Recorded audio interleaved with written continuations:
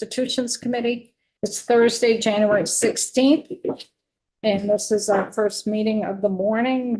We're a little disjointed this morning. We got a lot of irons in the fire, so to speak. For my car. Yeah. YouTube. We're live, so that the folks know. I was on the roof of your car. Yeah, I left my car right on the roof of my car. Oh, wow. Yeah, good place for it. That'd have been a problem. It's a good thing you realized you didn't have it. Yeah. It's flown off. So this morning, we're gonna spend time, yes, and the first thing we're gonna do is go through their design and construction process. And this is the phases of design documents and the phases of building construction. And this is really important to understand because when you get the capital bill, we may have a new project and it will be planning and design. So you have to know what's involved with that, those words, planning, and what type of design. Are you doing a schematic design? Are you doing design development? Are you doing construction documents? And they're all imply different focus. One builds off the other over the year or years. So you really have to you probably already know all this. But you really have to understand these design documents to understand the flow of dollars in our capital bill. And those flow of dollars and those design documents and how long it takes to do those design documents, at what phase you're in, you have to connect in your mind with the fiscal year. You have to connect in your mind with the fiscal year. So if they're asking for 300,000 to do planning and schematic design, the question is, how long is it going to take you to do the planning? And when are you going to be doing the schematic design?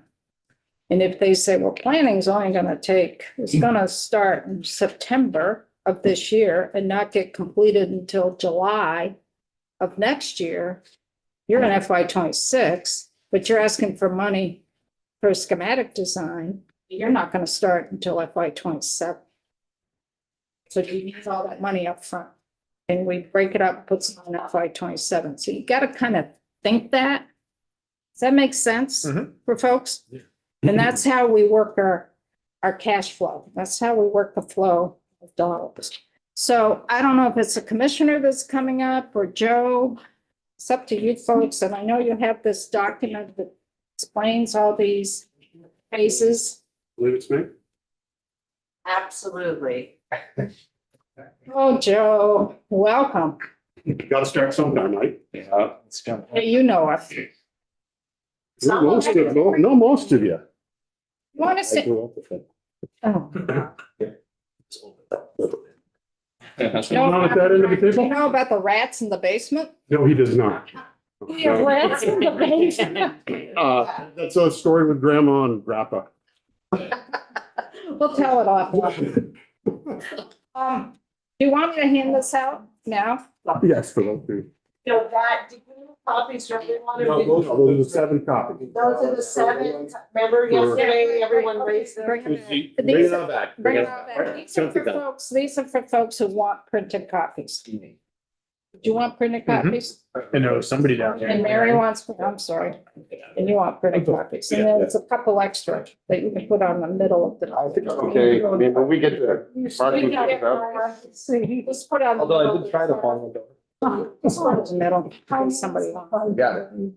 Yes, I know. I'll just end up with a plethora of stuff. Then I won't. It's 1,000. work. Well, In the mouth. and I know. Have the new folks have folks worked with you in terms of how you can file your documents on the iPad? No. Is there a document down there? No, that's it. You got it. Oh, I'm sorry, it's right. Who, Phil, do you know who would work with? We always had someone from IT working with folks in terms of how they can do. I'm doing a IT training for new members next week. With both I set it parties? up with Kevin Moore. Yeah, I'm gonna do it for both parties. Yeah, Because there's I ways. talked to speaker about it. There's 3 parts. And, Three? and non-affiliated. Because there's ways to file your documents under titles or dates or whatever, and you're gonna have to get that under your belt if you're gonna use your iPad.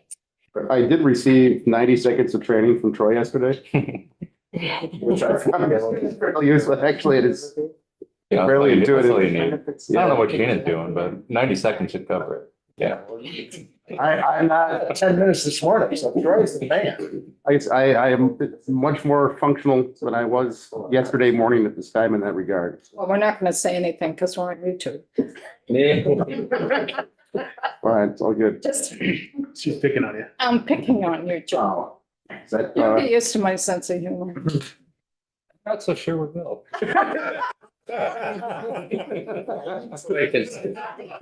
Only Troy.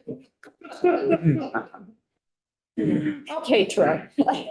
No, that was good. That was a good one. So, Joe, Good morning. welcome. Thank you. For the record, I'm Joe Aja. I'm the Director for Design and Construction with Buildings and General Services.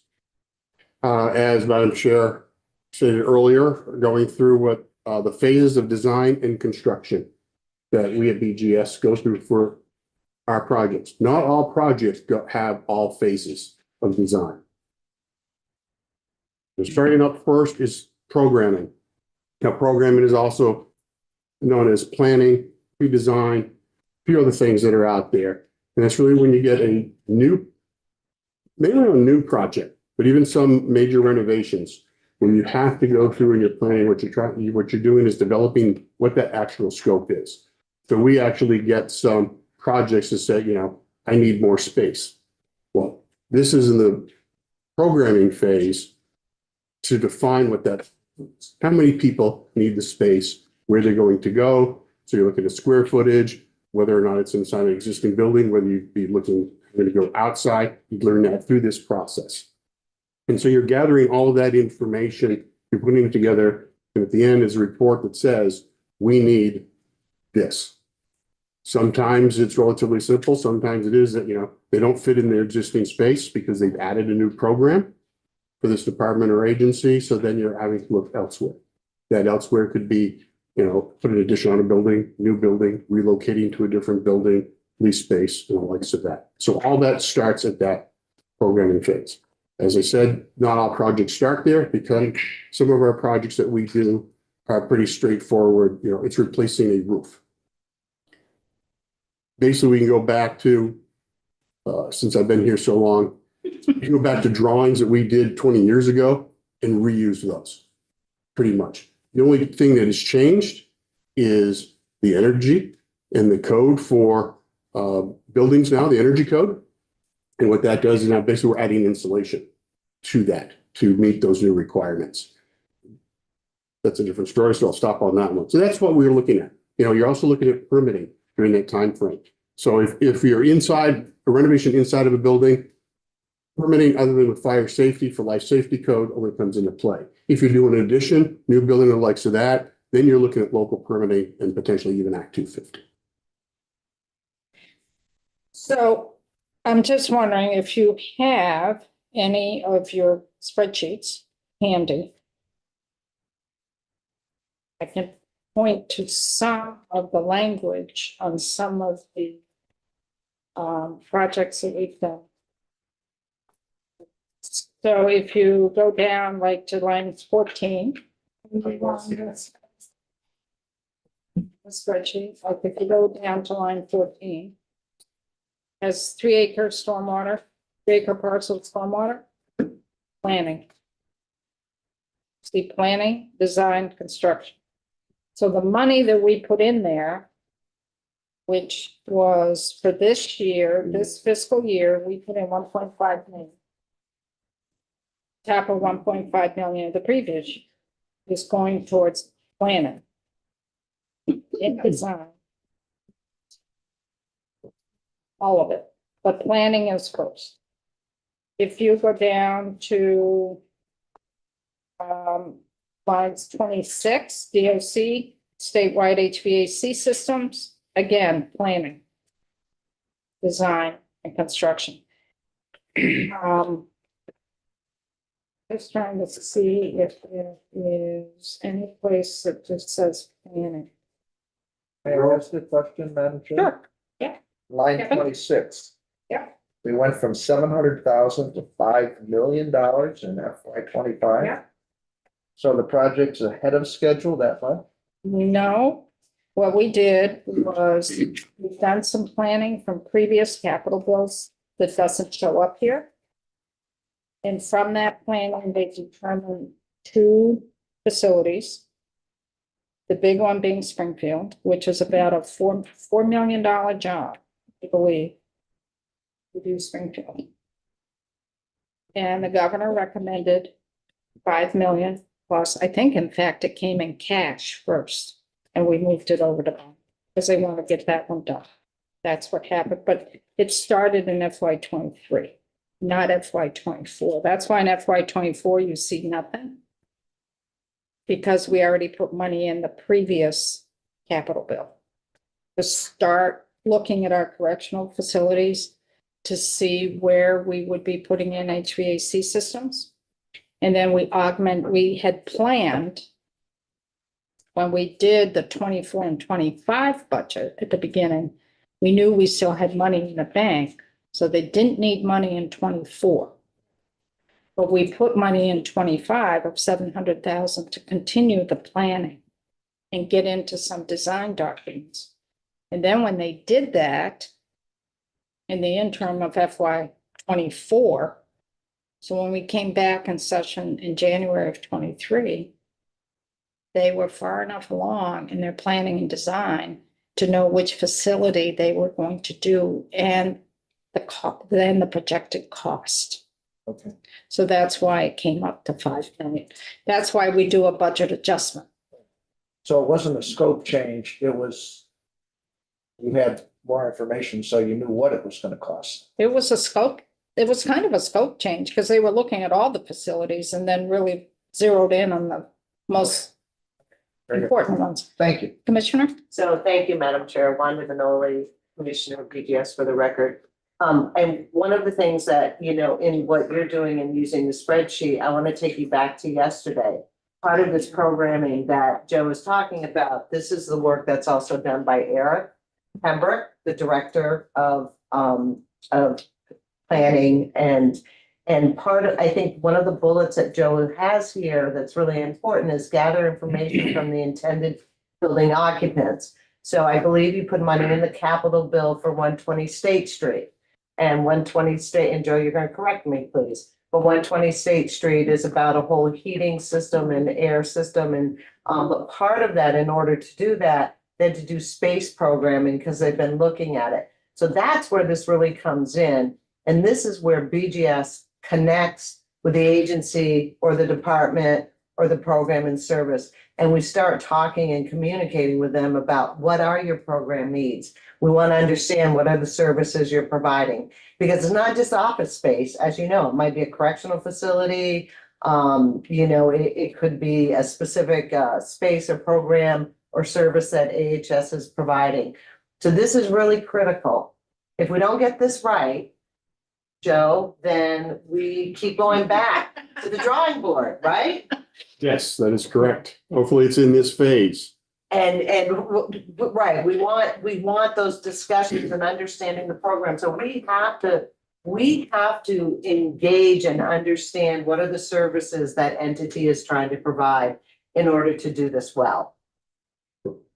So if also on your spreadsheet, you go down to lines, you go over to lines 207. This one is even clearer, line 207, 133, 109, state planning for tunnel waterproofing. We put in 250,000 in FY 25. We're halfway through the fiscal year. So we put in 250,000 for BGS to begin planning, start planning on how we're gonna waterproof the tunnel that's under the State House law. Okay, and that's this space here. So the other thing I would really make clear, I hope, to the committee is the word programming. There's two separate definitions of programming. When we're talking about BGS in this programming phase, it is talking about the BGS world in terms of their planning and pre-design. That's their programming, how they're going to talk to the respective agencies or departments, and then they're going to bring that back and do their planning and design. That's when we use programming in the BGS world, that's what it means. If BGS is reaching out to the Department of Mental Health or DOC or DCF to build a building for some of their clients, what does their program need? So what does that departments and their clients need in terms of what programming are they going to offer in that building? Are they going to offer educational programs? Are they going to offer mental health treatment? Are they going to offer seclusion rooms? So on the department that is going to be situated in that building, BGS needs to know what programs they're going to offer to the people who are housed there. So that's a different definition of programming. And you have to keep that distinction in mind because the BGS definition is very different. Does that make sense? Yeah. Well, you have to be really clear when you say programming. So depending on the complexity of the program and what we're looking to do, it can take, 6 to 14 months. Some have been longer, some have been shorter. So, but it all depends on the project. After programming, once that's approved by everybody and they understand it, we move into schematic design. Some projects have started at schematic design because we know what the program is, and we can jump right into schematic design. So schematic design will take what we learned in programming and bring that together to start doing some physical layout as groups. It's not really down to drawing stuff out other than who needs to interact with whom. So when you look at, out of the department agencies program, how they function, this group needs to be next to this one because they interact as opposed to being at the far end of the hall or something like that. So that's where you're starting to group that together, and then you're trying to work with that to formulate what a floor plan would look like, or even a building, it depends on the size of the project. Like if you're doing a correctional facility, mental health facility, you have where your bed space is, relocation to your kitchen, where the yard is and stuff like that. So how is all that really going to come together and make that work? That's where you're getting into the schematic design phase. You're also starting to learn of potentially of what requirements there are for both building materials and layouts, because it's going to be due to the size, shape of a lot, is it multi-story, single story, all those things that are coming together. Your building systems, does this have to be completely heated and cooled, or is it just heating that's requirement? Or if you get into labs, the specialties that's required of lab space. So those things all come together at that. We can get into, if you know enough, of roughly what the architect would put together and give you a site plan and maybe roughly some floor plans at the end of, if it's an existing building, you take that space and go, here's where we believe square footage wise, this group works. This group works here, and give you a rough idea. If it's a new building, potentially even, if you're looking at multi-story, what that facade looks like, that elevation. So you get to see that and go, okay, it's got a flat roof, got a pitched roof, the likes of that. And that can take between 5 to 15 months. And that's roughly what that time frame is. So as you're seeing right now, project starts, we're already potentially 2 years into the works of this for a very large project. Smaller projects, but do real faster. Data schematic design, everybody reviews it, you look at it, you do have some tweaks going forward, you take what you've learned, and then you get into design development. Design development, in which you're truly refining everything that you've learned and then moving forward with that. So now you're digging into not only the square footage that they need, but how many people can actually physically work in that space of square footage. So that's when this area, this group potentially needs more space than the other group. If you're doing data entry that's very, you don't need as much square footage in the interaction of people that you have than if you're needing other larger space, certainly like you, again, getting the lab space, mental health, correctional facility, all those different spaces that you need to make up that, other than just regular office building. So if the way that we approach this, the different design steps, we can start a project and we can say for the next year and a half, or here we're at the beginning of a 2-year budget. So say there's a new project that BGS is looking at. We would see on the governor's budget and our spreadsheet, a line item for that project and say $500,000. And what we can accomplish in the 2 years will be the planning phase, programming phase, and come back with a schematic design. That schematic design, which would probably come back at the end of that 2-year cycle, would at least lay out for us what the project, what the building might look like, and what might be the cost of doing the building, which then gives us some preliminary information to set the next budget cycle to get to design documents. So that schematic design, they could also come in to us with a couple options and say, well, if you did it this way, this is what the building layout would be. This is what the projected cost of construction for that building. Or if you did this option, the building would look different. And this is the projected cost. So an example of this, and I don't want to get ahead of our skis on this, but an example of this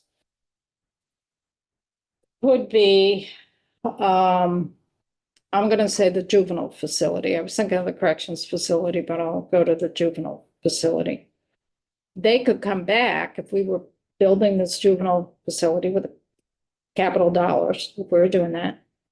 They would have a programming planning, knowing where they were going to site it and knowing how many beds and knowing program needs. And then DCF could say, well, we also want some step down beds for this juvenile facility. So BGS could come back at the schematic design phase. It's already done the planning. We got 2 options. We got one where we do one building where all the juveniles are in this one building, but we have different wings. And this is the cost. Or we could do it on the same property. We could have 3 separate buildings. And this is the cost. And then it would be up to us to decide which option do we want to go forward with, or how do we blend the 2 options. But it's at the schematic design stage that we could really start making those decisions. Does that make sense, Joe? It does. And that would be our work. That would be our work. And sometimes we have found at schematic design, this isn't going to work. This isn't going to work, and we go back to the drawing board. So those are the decisions that we will be making when we hear testimony of all these individual projects that's in the governor's budget. And then we'll have to figure out what the time flow is for the 2 fiscal years and how much of the requested dollars will get out the door that time. So it's not, the decisions are not willy-nilly. There's structure to the decisions as much as possible. That makes sense to folks. It does to you because you're in the world, but does that make sense? Just trying to connect this to how it is presented in the capital bill on our spreadsheet and how we have to ask questions when we start taking testimony on these projects. So also during this phase is when you're picking your materials. So from the outside working in, you're looking at what type, if you've got a flat roof, what type of membrane, white, black, stuff like that. Pitched roof, you're looking at whether it's standing seam, whether or not it's going to be asphalt shingles, along those lines, type of siding, whether the building's concrete, wood, metal, all that comes into play at a very high level. You're not really into the details of what it's going to look like, other than it in a spec book. When you start that, your specifications book that outlines all the items that you have for materials. It would just say, concrete floors, metal roof. And then when you get into construction documents, which is the next phase coming up, that's where you're going to start refining all of that. But again, at this point in time, at the end of the schematic design, you're coming out with a proposed cost. At that point in time, as Madam Chair was saying, that's where you may actually go backwards and go, we can't afford that. The metal roof has to go to asphalt. We did that with the Williston Police Barracks. Yes, we did. When you first came in, you had this huge room for training or something. It was like, it was jumping up the cost by a few $1 million. And we said, go back to the drawing board. In that case, for the Wilson Public Safety Facility, there were several renditions. We also originally had brick siding, and we went to metal siding. So things do, as products do, change over the years, longevity, because it's harder and harder for us to maintain the buildings due to the cost. So we're ever looking at, durable products that last 20 plus years. But sometimes it comes at a cost. So you're also looking at life cycle of those products and the cost of that. So once you have all that together, if everything looks good, you're on budget. You're then looking at also your permit requirements. They said not just fire safety. Fire safety, in some instances, are relatively easy, whether or not, it's a 1 hour, 2 hour rated walls and the likes of that. There are easy details of that for gypsum board, otherwise known as sheetrock, to be building your walls out, and that's relatively easy. So when you start getting into your local zoning for parking, site, landscaping, and likes of that they have the ability to weigh in on, then of course, Act 250. When you get into Act 250, depends on the project. There's one already in place, or it's all new, everything that comes into play. So that includes, whether or not you're going to be impacting and how you're impacting the local community with schools, fire department, water, sewer, the likes of that. So all that comes into play, and you're outlining that at this phase and going, these are the items we need to address. Questions? On to construction documents. This is where we actually get into detailing everything. And basically it's for the contractor on how to build. And so what you're looking at, it's not just a floor plan of the building and who goes where, but if we're looking at this building here, except for the pictures, the books, everything else is detailed. So it's the blinds, it's the type of ceiling tile to use, the carpet, what the walls are made out of, the windows, the bookcases, all of that is in your plans and specifications. All that comes together. The detailing of that. So how does this dividing wall here interact with the outside wall? If it's just this place, sheetrock and plaster, it's relatively easy. But if it was a steel connection, that steel connection is also detailed. And so all of that takes place so a contractor can evaluate it, put a price tag on it, and then give it back to us, and then we weigh in on that. Joe, do you have in-house draftspeople, architects? We do have some architects in-house, but right now, due to staff levels, most of our work, 90% of it, we contract that out for our design. There are some projects that we do replace the sidewalk. We can do stuff like that. Roofing used to be something that was relatively easy, but now because we're adding insulation, you got to bring a structural engineer in first, and then we go. But we do have sometimes with architects and a CAD technician to do that stuff. So between the programming, planning stage and going through the design development can take anywhere from 1.5 years to 3 years. And you have not put a shovel in the ground yet.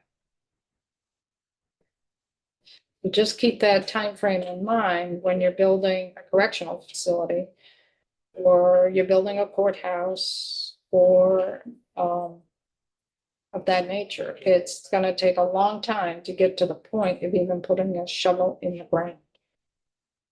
So between programming, your planning stage, your schematic design, and your design documents can take anywhere from 1.5 years to 3 years, depending on the project. So that's where your flow of money from the capital bill comes into play. You don't need to put all the money up front until you know a little bit more what you're gonna be building. And that's why it goes over fiscal years. So some of these dollars, like what Kevin brought up on the HVAC system for the DOC, for the correctional facilities. In FY '23, which does not show up on the spreadsheet, we had already put money in that was still being used. That's why 24. So if all goes well with the construction documents, again, you're also getting an estimate at the end of this to make sure you're still on track with your budget. That too may be where you have to back up and reevaluate certain things. You do that because you really don't want to be interacting with your contractor at that point in time to be value engineering after it's bid out. It's going to be more costly at that point in time. Does it always end up being more costly? But it's a lot better to have it in advance going into it and then making a change on the job site. So then we get into bidding. That's where we go out to bid and we actually put that out publicly for contractors to bid on our work, and they submit proposals to us. The different type of projects that we have, ranging gamut, something like I said earlier, you're replacing a sidewalk, to doing a lab or correctional facility. So you're looking across the whole state to a variety of contractors who have that skill. There sometimes our bids are done as just a plain lump sum, no qualification, because it's a relatively simple, straightforward project. And just about any general contractor or HVAC, heating, ventilating, air conditioning contractor, plumber, the likes of that, roofer, could be bidding on that. Our larger jobs, especially when money is spread out over multiple years, we'll be looking for a construction manager. So the construction manager is acting on our behalf, the state's behalf, to help us out, subcontract all the work with us to make sure the project gets done. There's pros and cons to using that method as per the lump sum method.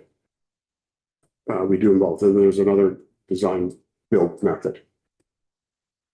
At that time, you make that decision before you go into bidding. Certainly, sometimes even at the schematic design phase, if you're going to bring a construction manager on board to help you out, that's when you bring your construction manager in, because they're helping you out. They're working with the design team and going, what you specified, what you think you want is not readily available. It's going to cost you more. If you did this instead, it's going to save you time and money, and it may not have any impact on the project at all. Others may, but it could be that siding you're looking at doing is going to be long lead item. But that may be one of those that we accept because we are going with that. So those are the things that you, with a construction manager. But if it's a straightforward bid, the lump sum, we come in, we evaluate the prices, and we're looking at basically, typically it's the low qualified bidder who gets that. Doesn't have to be the lowest bid, it's a responsible bidder. Joe and then Kevin? What is the spend threshold that trigger a mandatory bid process? In statute, it's $50,000 to go out for 3 bids. That's for everything, Yes, everything across state governments. retainers are bid out, so we have contracts in place. Correct, but I think that's important. So, Not everything that's 50,000 goes out to bid. But when Right. it doesn't, it doesn't. so the different contracting methods. We have, so if we're looking at going out to bid with a request for proposal, and doing that, get a lump sum, whether it's for design and construction, it's that hard price that comes in and we do that. We have retainer contracts. The retainer contracts are bid out initially the same way. Multiple contractors though, not just one. So we may sign up 10, 12, 15 architects, plumbers, HVAC specialists, general contractors and the likes of that. They sit in a category that we interact, get contracts with them, and they just sit there. Then when we go to use that general contracting contract, we send them our request for proposal. This is what this project's going to be, and then they give us back. So it's that approved pool that we already have a contract in, because the speed is so much faster by going there. You've already looked at them and approved them for up to a certain dollar. And so that is a faster way of doing it. So right now, we have general contracting, our highest value, $750,000 for that.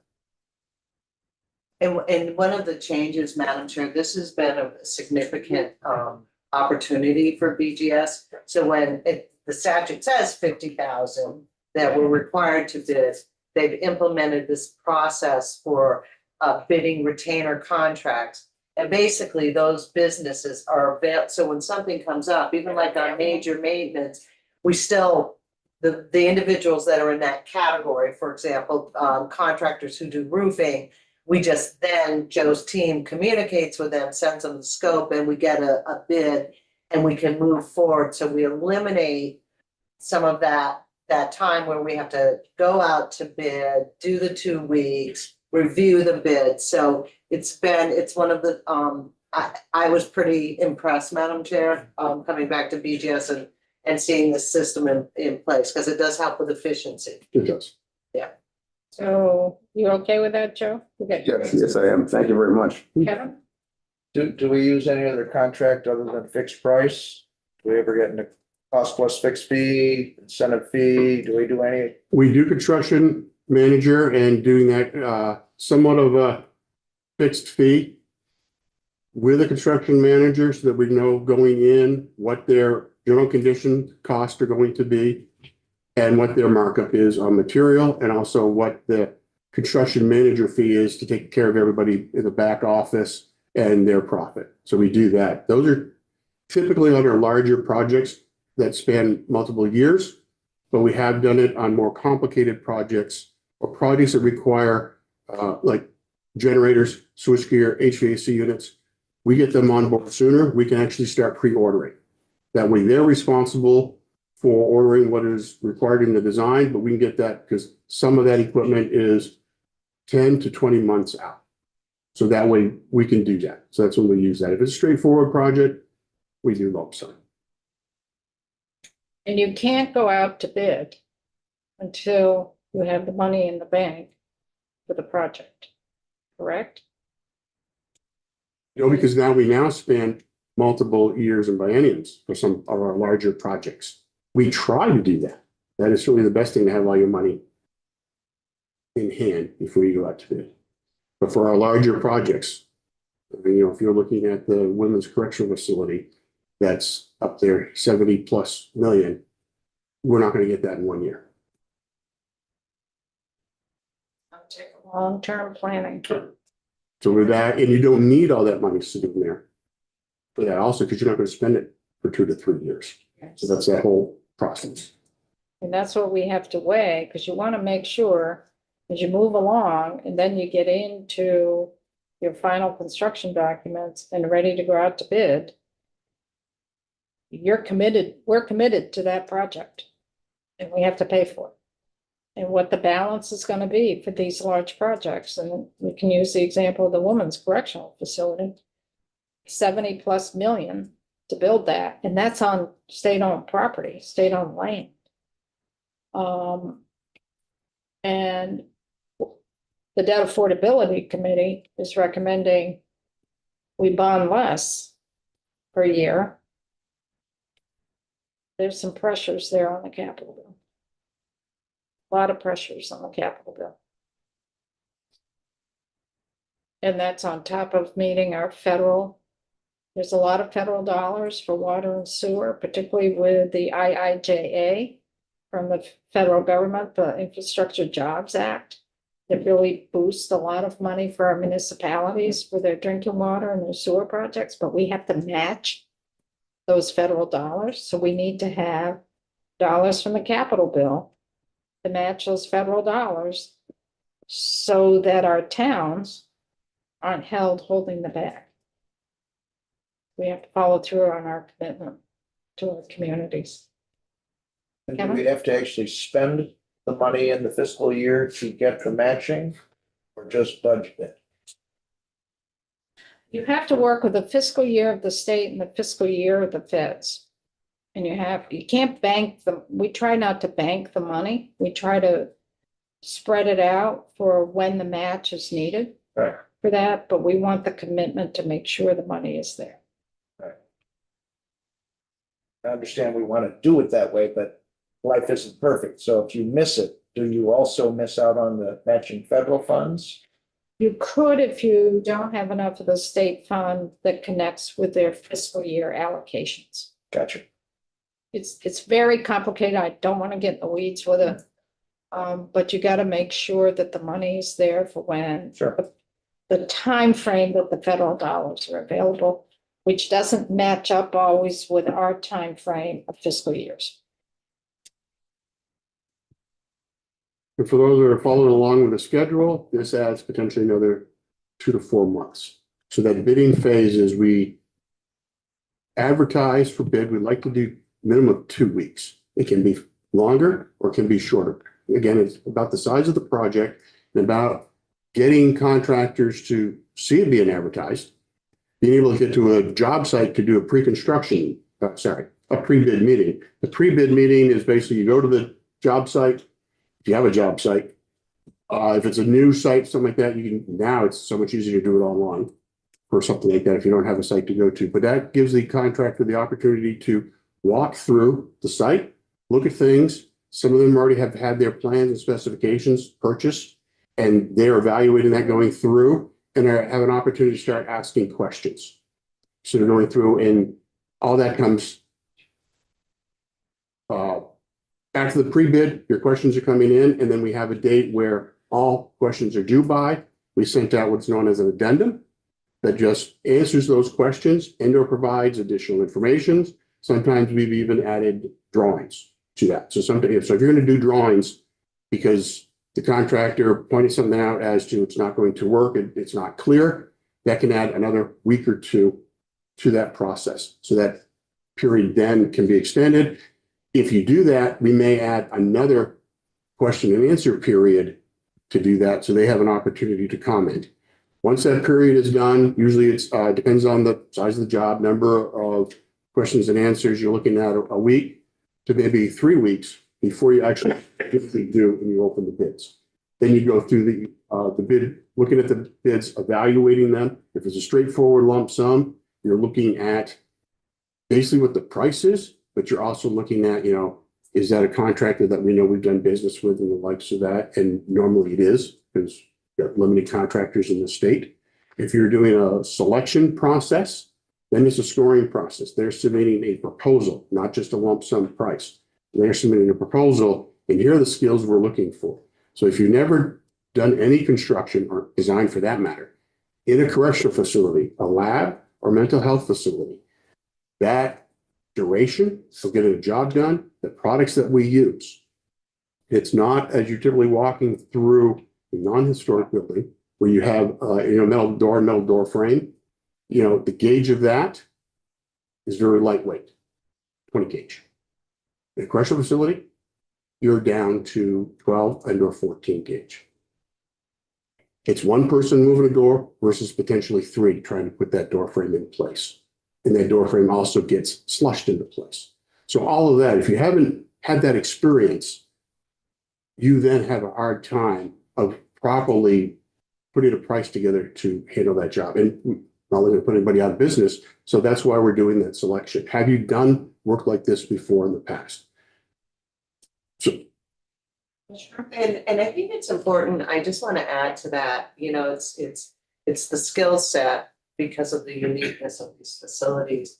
But we also have to have partnerships with the contractors that have staff that pass the standards and the background requirements in order to work in the mental health facility or in a correctional facility. And those expectations, Joe, as I understand it, have increased. they've increased dramatically. And it is, some of our contractors that have the ability to do this work don't want to bid on the jobs because there's a very detailed process in which, and Joe can probably highlight it, but the background check it's very restrictive on It is. who can work in the facilities. In the background check, it's not the same.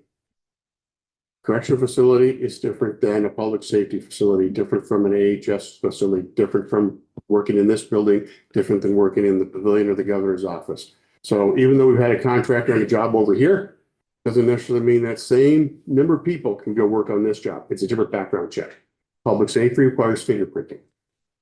Those are where you work in a facility like that. Outside the facility, maybe not, but those are one of those things, how you're interacting with that facility itself. So that's another time consuming period that you have to go through is you're putting a bid together. And when I was a project manager, there've been times when somebody's name popped up and you're telling the contractor they're not allowed on site and they didn't know it. So it's one of those that it's getting harder and harder that you're just not being able to, get people, laborers to work, or even skilled laborers to work because of some of these background checks. And we understand the importance of those background checks, so we're not sitting here telling you about it, but sometimes when we present a project and we may have delays, or it's possible we didn't get a bid, it could be connected to the whole process. And I think, and like I said, I've seen, it's one of the things Joe showed with me, there's been some change, and we understand the importance of it. Because we did some changes to that a few years ago. I'm just trying to streamline as much as possible, but I don't know if it worked. It has not come to anything good. So only because there's so many entities wanting different things. Roughly, what percent of the time do we actually have competition for these contracts? As opposed to a single source? You've only got one bidder. Or how often are you stuck with one bidder? Most recently, post-COVID, it's very difficult to get even a bidder in some instances.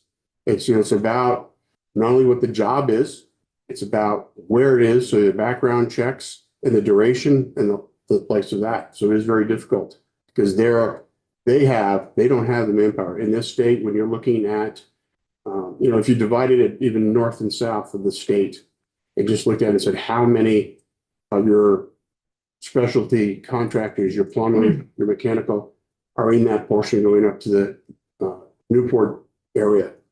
And you're only looking at a very few. And if they're busy already, then a general contractor who wants to do the work still doesn't have anybody to bid with them, and then they can't bid. So it is, right now, the market is very tight. And I think because we're working in partnership right now with the AGC, and it's our businesses, these construction companies, they start planning in January and they start looking at their workforce and they're looking at the list of projects that are out there. So from a business perspective, they're scoping out their calendar year, and sometimes we don't align with that. But they've been good partners and they'll adjust, and they've helped us out tremendously since October, since I've been here, with some projects. But we almost are sort of, we complete our process in the middle of the summer. They're looking at what's their workforce look like, what does the year look like, because what's the length of their projects, because these businesses try to keep their staff on through the winters when things are slow. So and what can they handle? And we talked about this yesterday, Joe brought it up, but equipment, long leads for certain types of equipment, workforce, staffing, the trades, all of that plays into it. I mean, we could have all the money sitting here, all of those other pieces roll into the process. And when contractors are busy, just general busy, they have a lot of jobs that are not connected with the state projects.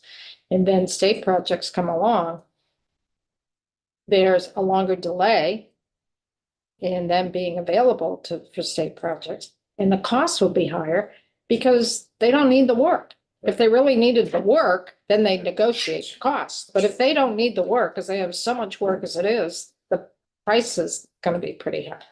So that's playing it. Do we control the criteria for the background check? No, but we Is that did some work on this. There was a leading event and everything else trying to bring people together. And it just, Some could come together with it, some could not. And then the individual who was heading that up moved on to a different, Say what? they moved on to a different agency. But didn't we try to do something? We were in the old room. It was pre-COVID. And I remember the committee, we spent a lot of time on background checks. Now, that may not have passed the Senate. But I remember we did do something to try to streamline it or make it easier. And, I don't recall that because pre-COVID, I wasn't a director. yeah, it would have I been cared about my own projects during those moments. Chris Cole, probably commissioner. Yes, Commissioner Coles. So this is probably, Madam Chair, this is probably not the right question to ask at this point, but sometime will you provide us some insight as to what changes we might be able to make so that you can have more competition or more flexibility in going to bids? Because when you've got a single source, like you say, the price just goes up and we're hamstrung to do anything other than say, yes, sir, how much more do you want? Yes, and it's hard because there's so many factors now coming in to play, 8, 10 years ago was easier when you only got one bid and you could sort of judge one on the estimate we had, but you only had one bidder, whether it's truly competitive. But now, because of the cost of materials and the shortage of labor, you don't know. That is the best price you've got on that day. That's all you can go with it, But then you have to go back and whether or not there's enough funding. We have asked for schedule of values from the contractor and said, this appears high. Why? Show us why at a high level. And by and large, they can show us. It was difficult. We had that with the Williston Public Safety Facility when we bid that out. That was during COVID and lumber prices in steel. Yeah. You got it, the price when they dropped it off on the job site. And so we carried lots of allowances for that to cover that. We actually did quite well. Prices were coming down, so it worked out in our favor. But going in, there was a shock, and I think requested additional $4 million out of the bill? Out of the emergency It board? was But I- $3 million for the mental health facility, and I think it was close to 4 million. I don't recall the dollar amounts, but that was whether or not the project was going to go or not. So it was difficult. And so we try to do our due diligence in that and unless you really get to see into the depth of what the contractor has, and a lot of them don't go into that detail. So it's really, can we afford it? That's why I asked about the Yes. different contract types, because if it's cost plus, you see their costs. You put the fee on top. If You do. don't, then they're gonna take the risk and they're gonna give you a price like this to cover their. That's true. Cost plus takes more manpower out of the project managers to make sure that it's going well. So there is that trade-off. Sometimes arguing what's in the specification book is a lot easier that, I own this. Doesn't matter if you carry the price for that. That's what I own. Cost plus, yes, can help you work around that, navigate that. So, and that's where we use our construction managers for a lot because they are working for us. So when they bid that work out and it comes in high, what about this? And then we bid and do things like that. So that's the bidding phase. And then you get into construction administration. And that construction administration is the time where you now start your project. The contractor comes on site. It may start with having to move people out or be prepping the site in some other manner. And it's going through all those phases of construction.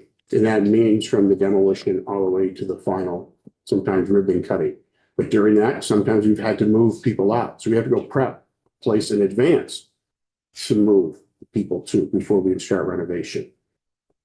120 State Street, what we're looking at, two options in that planning was whether to move people off site or do you move people in the building?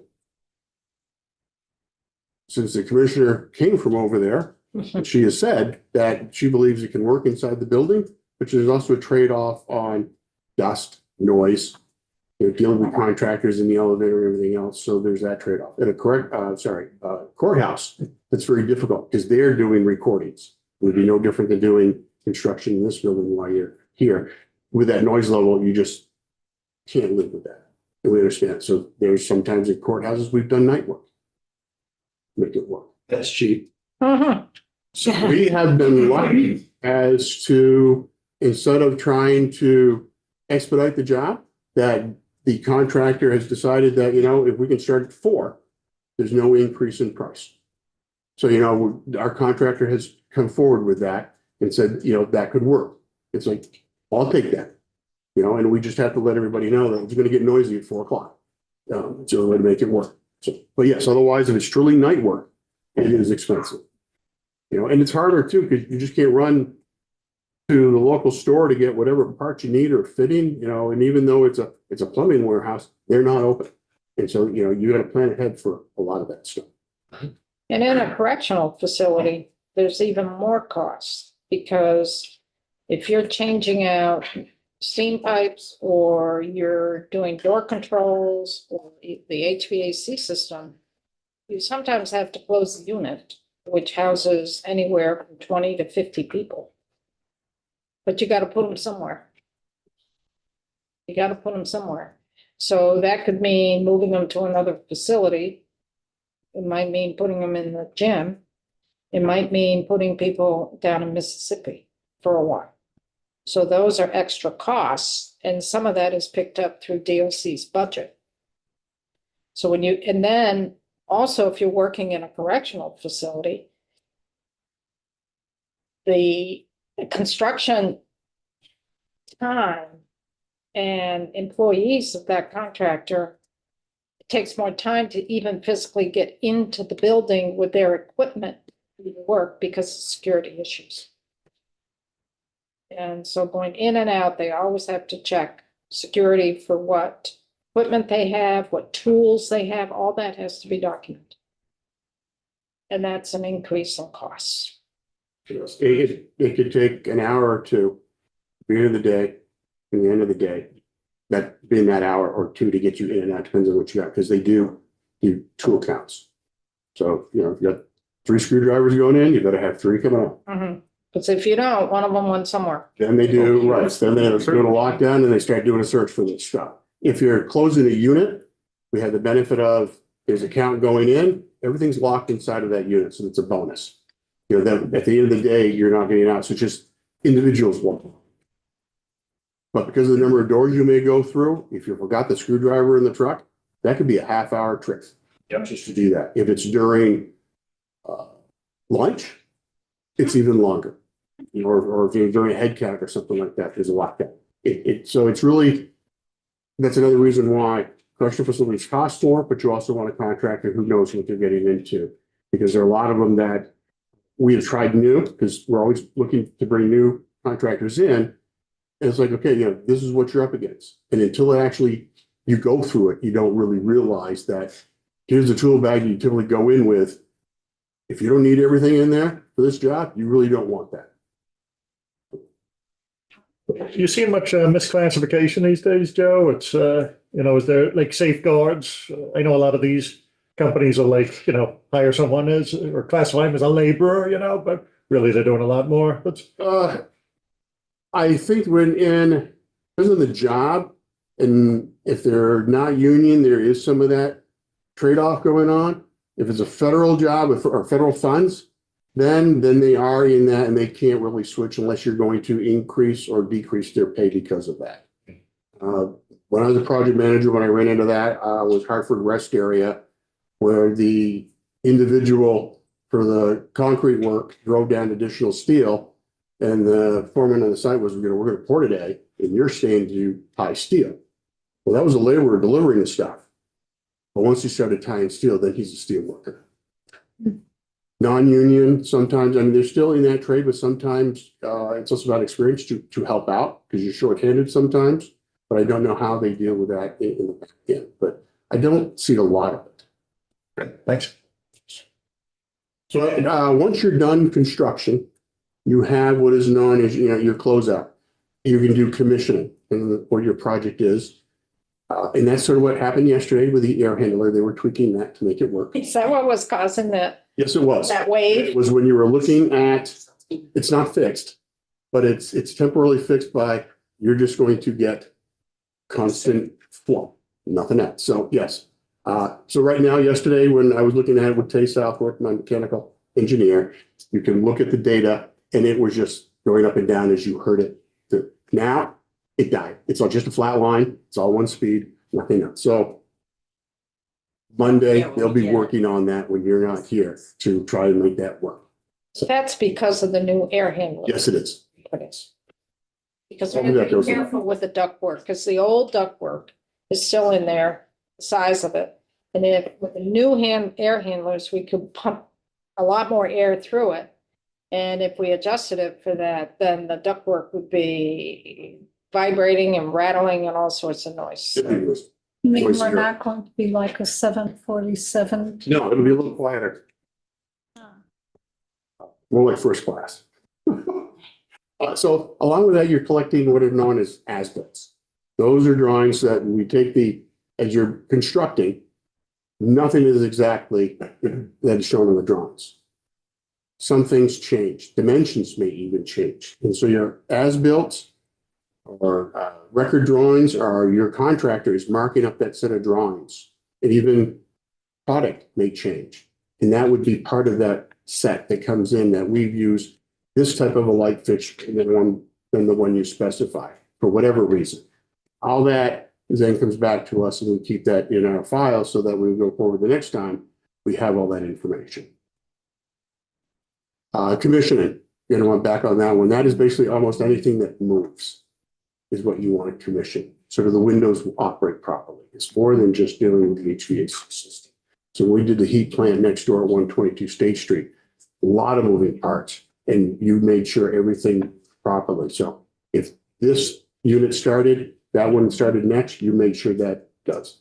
But again, something simpler, the doors closed properly and they lock. There are a lot of times when we did do commissioning, you go through and once the tenants are in, they go, you know, 5 people say the door doesn't lock. And it's just a minor adjustment. That's where commissioning comes in. And you're having commissioning on different things for different type projects.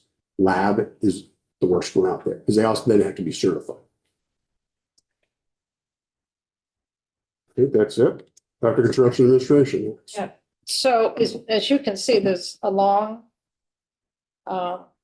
timeframe to even get the construction documents. And then once you actually get into construction, you're talking at least 6 months to 2 years for construction. So this could take anywhere from 2 to 3 years up to 7 or 8 years, depending on the project for that.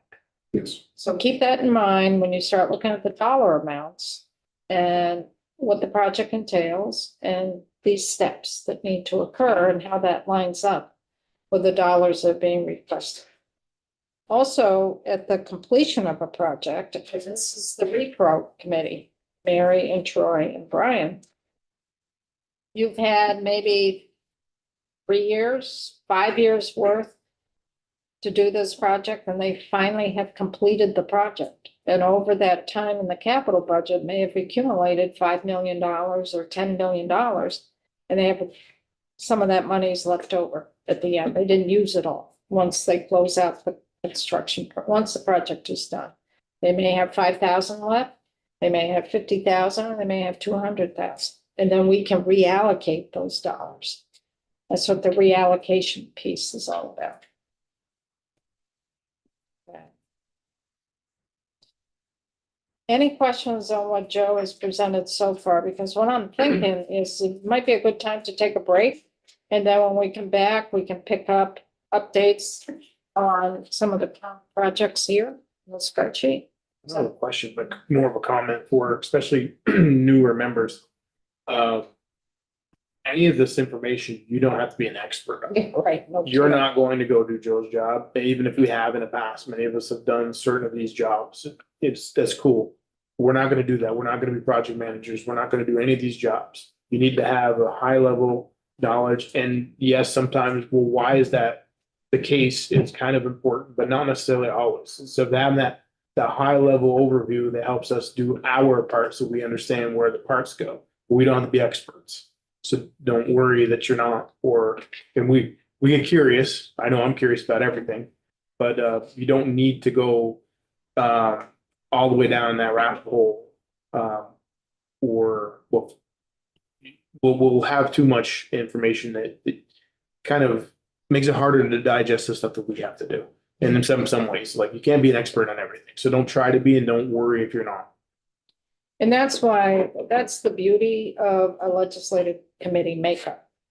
Because you need folks with different background information, background knowledge, and experience. And the one thing that I have always asked for this committee, I need a couple people with construction background. All I need, is a couple people. And we got Gina, we got Sean.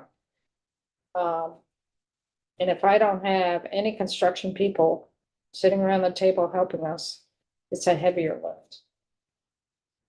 Are we though the committee that could change some of the requirements that they have to work with to streamline and to increase the opportunity for competition? Aren't we the committee that would be doing that? Or is there a different committee that reduces the regulations so that you can have competition? If we're just hamstringing them so they're always working with a single source, then we're not helping. But sometimes it's not regulation that's Yeah. doing that. It's supply of employees. Yeah. Oh, no, there's many factors, but I'm just saying from a regulation standpoint, if we can do something for future projects, I mean, obviously it takes years sometimes to get there, but. Things like the security background, that's clearly an issue for many companies. Yeah.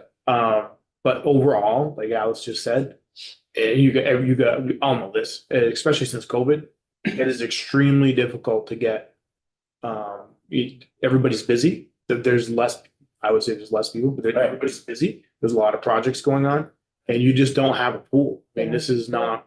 And even in bigger places, they don't have enough people to do, or entities to do the job. So that's the bigger part. So is there regulations and stuff that make it maybe more easy to build in general, and then more companies want to come or they expand? Maybe that, but that's not really us. But that's a much larger. But- That's but an You're example getting into code issues. Yeah. You're Yeah. getting into local permitting issues. It's very complicated, and that's really not what's holding things up. What's holding things up is not having enough staff to do the work Right. and the materials. Right. That's what's holding things up. It's not so much, It can be also, but it's a process that you're going through. Yeah. and the permitting sometimes is more local, because they may have to Yes. change the zoning. Should be exempt. We can be exempt on some things, but you don't want to just barrel into a community and not build a relationship with that community before you build something. That was easy. What was your thought? You can build a courthouse easier or a state office building than you can a facility for justice involved juveniles or for mental health or for corrections. Certainly. I mean, I'm pushing it and I'll stop after this. An absurd example would be if we have to use Vermont construction companies as opposed to you could use somebody from the state of Washington. I mean, if we have those kinds of regulations that are restricting who you can get a bid from, then that might be something we should look at so that we all benefit from that change in 4 years from now when the legislation is finally. You might get some pushback from local businesses. We are required to go to I'm sure. local businesses. So, and use Vermont firms. Every now and then, the larger projects we do get some, but even in-state PC construction, when they're running the law, they'll bid on our work. Otherwise, they're out doing larger stuff down the whole East Coast. So we have had out-of-state contractors doing some of our work. And, certainly like we getting into White River Junction, Bennington, Brattleboro, you are getting other states. Because you're not having a lot of the contractors, the larger ones are, in the Chittenden County area. Some of them have offices down at that in the state, some do not. Sure. Our building at the Big E in Massachusetts, Springfield, Massachusetts, it's a hard one to get contractors. And I think we have a responsibility as a legislative branch, executive branch, of state government, to really take care of your Vermont businesses. And if you're doing Vermont construction work, you do want to give your Vermont companies the heads up and a leg up, because it's just the right thing to do, because these are our Vermonters that need work. Well, their money stays in our and the economy. money stays in the economy.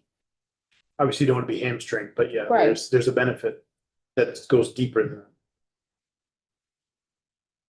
that. For housing, no one has that level of people who make that kind of money, can't afford to live in Vermont. Right.